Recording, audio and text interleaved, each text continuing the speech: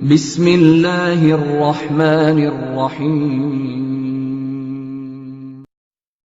السلام علیکم ورحمۃ اللہ وبرکاتہ، نحمده ونصلی علی رسولہ الکریم، اما بعد۔ آج کا سبق سن لیجئے۔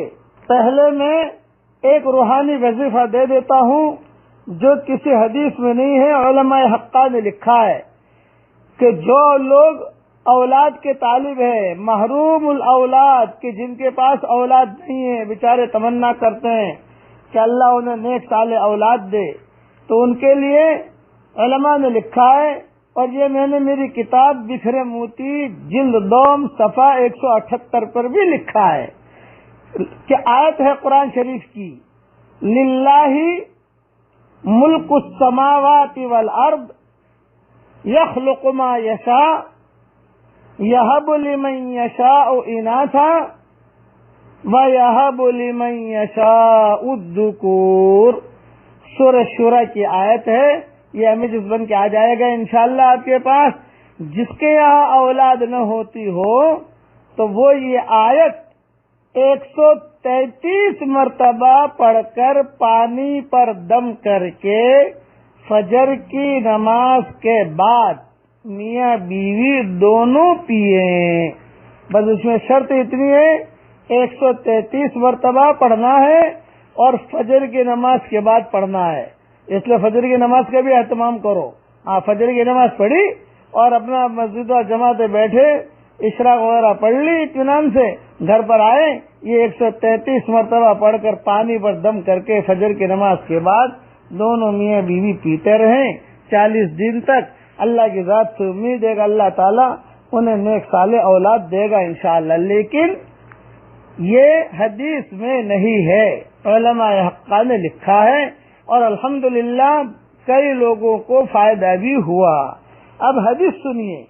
حضرت محمد صلی اللہ علیہ وسلم کا ارشاد ہے کہ جب میری امت دنیا کو بڑی چیز سمجھنے لگے گی تو اسلام کی ہیبت اور وقعت اس کے قلوب سے نکل جائے گی، اور جب امر بالمعروف اور نہی عن المنکر کو چھوڑ بیٹھے گی تو وہی کے برکات سے محروم ہو جائے گی، اور جب آپس میں گالی گلوچ اختیار کرے گی، ایک دوسرے کو گالیاں دینا، ٹینشن میں ڈالنا، موبائل پر ستانا، واٹس ایپ پر ستانا، یہ سب آ جاتا ہے اس میں، اور جب آپس میں گالی گلوچ اختیار کرے گی تو اللہ جل شانہ کی نگاہ سے گر جائے گی۔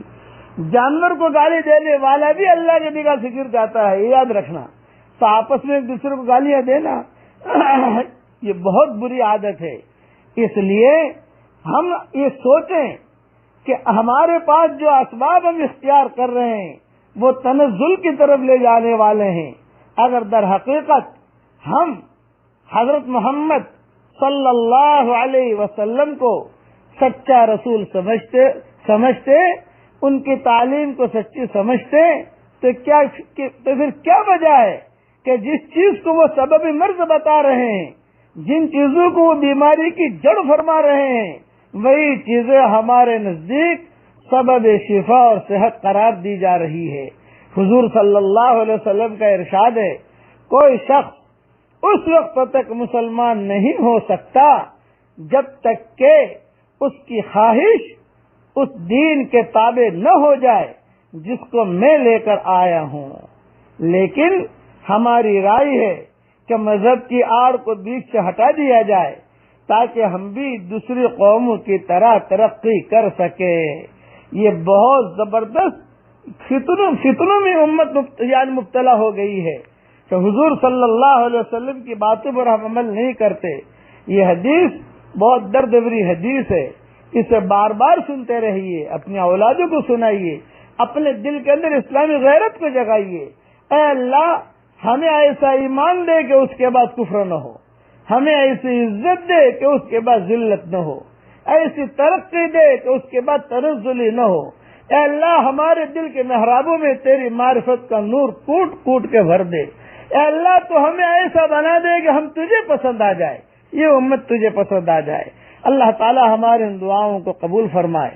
اب میرے ساتھ پڑھ لیجئے سبحان اللہ العظیم وبحمدہ. میں نے ایک مرتبہ پڑھا میرے لیے جنت میں کھجور کا درخت لگ گیا. آپ جتنی مرتبہ پڑھو گے آپ کے لیے بھی لگ جائے گا, اور فوراً لگے گا. یہ نہیں کہ گھنٹے کے بعد لگے گا, نہ فوراً لگے گا پڑھتے ہی. اس لیے جتنے درخت لگانے وہ پڑھ لیجیے آپ. اللہ تعالی ہمیں عمل کرنے کے توفیق عطا فرمائے. آمین آمین. والسلام علیکم ورحمۃ اللہ وبرکاتہ. وآخر دعوانا ان الحمد للہ رب العالمین.